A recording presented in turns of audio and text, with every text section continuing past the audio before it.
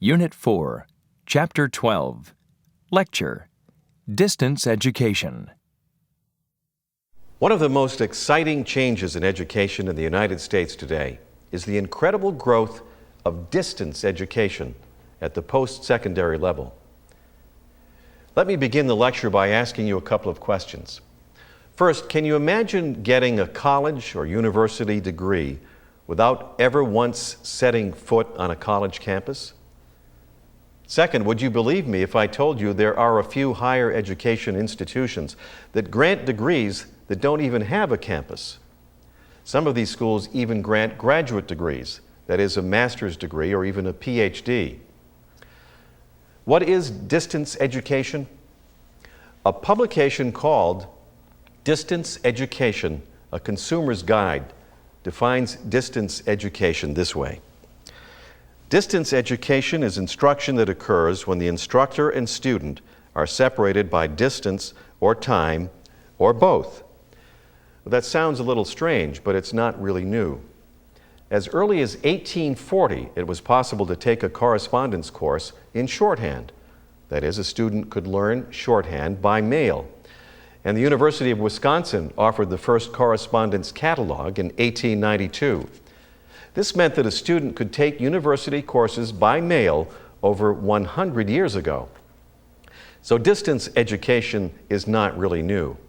However, modern technology such as audio, video, and computer technology has changed distance education a great deal. Today, almost all distance education programs are online or have an online learning component to take advantage of the technology. As I mentioned, distance education is now growing at an incredible rate. Peterson's 1994 Guide to Distance Learning listed 93 accredited distance education programs available at community colleges and universities across the United States and Canada, whereas its 1997 guide listed more than 700 programs. In 2003, almost 1,100 programs were listed. According to the U.S. Department of State, more than 90% of all accredited U.S. colleges and universities with 10,000 students or more offer distance education programs, with new ones coming online continuously. Distance education is quite a complex subject with many aspects to look at. Today, let's look at the reasons why distance education is growing so rapidly, how distance education works, that is, what the modes of delivery are, and some things people considering distance education need to be aware of. To start with, why is distance education growing at such an incredible rate? First, rapidly changing economic conditions require many professional people to upgrade their knowledge or skills on an almost continuous basis. For example, a person who graduates with a degree in engineering or computer science may find it necessary to take courses to upgrade his or her skills every few years. Or a person who begins his or her career with a BA or BS degree may find it desirable to pursue an MA after some time, or even a PhD. Busy working people often find it difficult or even impossible to take the courses they need or to pursue degrees on campus. Thus, there are a lot of people wanting post-secondary education who don't find it convenient to study in the traditional on-campus setting. At the same time that the demand for post-secondary education is growing, many U.S. colleges and universities are facing budget crunches. That is, they just don't have as much money as they had in the past, but at the same time, they have more students. They have to find ways to deliver instruction in the most economical way possible. The final reason is modern technology, which is the key to making the desired post-secondary education available to the millions of people who have access to audio, video, and computer technology. Many institutions offer distance education courses, certificate programs, and degree programs. How does distance education work at the post-secondary level? What are the usual modes of delivery? Well, the modes of instruction can vary greatly, and different courses in a program may use different modes. And any given course may use several different modes. Some of the modes include video, audio, CD-ROM, internet, bulletin boards, chat rooms, and email. Let's consider some of the possibilities among these technologies. Video, for example, can be as simple as videotape the student plays on his or her VCR. Or it could include video conferencing, where the student is able to see and interact with the instructor and other students. Audio works similarly. A student may have a set of audio tapes to play on a cassette player, or may be connected to an audio conference where he or she interacts with other students and the instructor. When students study on their own at a time convenient to them from video or audio tape, it is asynchronous learning. Asynchronous meaning not at the same time. Video and audio conferencing, on the other hand, are called synchronous learning. That is, the instructor and the students are engaged in the teaching and learning process at the same time. Let's look at two other popular modes used in distance learning: bulletin boards and chat rooms.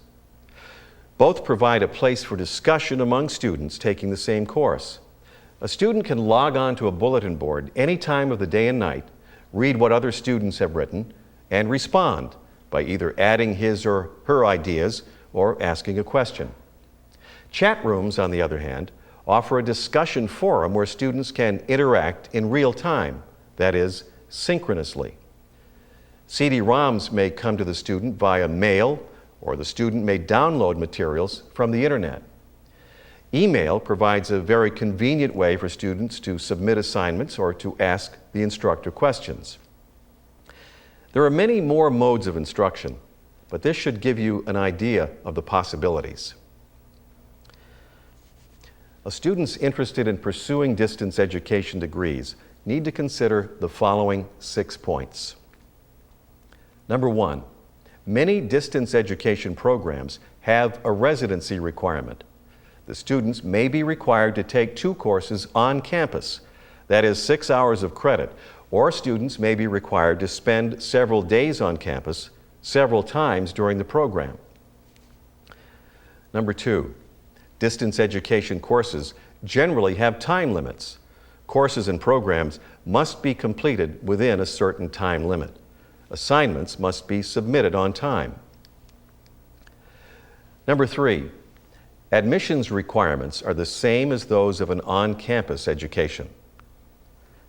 Number 4, distance education can save students money in terms of not having to travel to campus for classes and the like, but the academic fees are about the same as for traditional education. Fulfilling the residency requirements may be quite costly in terms of travel and lodging for students who live far from the campus. Number 5, online study requires students to have access to a computer that meets minimum requirements, such as the latest version of Windows, a microphone, sound card and speakers, adequate hard drive and RAM, a modem, browser, Internet Explorer or Netscape, and internet connection. Connection speed is very important, and many schools recommend having high-speed internet access like a cable modem or DSL. And finally, number 6, distance learning requires that students be disciplined and independent learners. Distance education is not easier than traditional education. Not everyone is temperamentally suited for distance education. The dropout rate from distance education courses and programs is higher than for traditional courses and programs. Before I close today, let me just say that many people are still suspicious of distance education, believing that it cannot possibly be equivalent to a traditional classroom education, although there are studies that indicate that distance education can be as effective as traditional education, and sometimes even more effective. However, some suspicions are well-founded.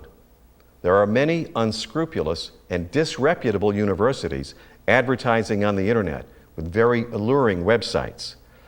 Therefore, it is important for anyone wishing to take a course or to pursue a degree to check out the credentials of the school they are considering very carefully. We have an expression, let the buyer beware. That means that anyone who wishes to buy something should be very careful, and that includes online or distance education.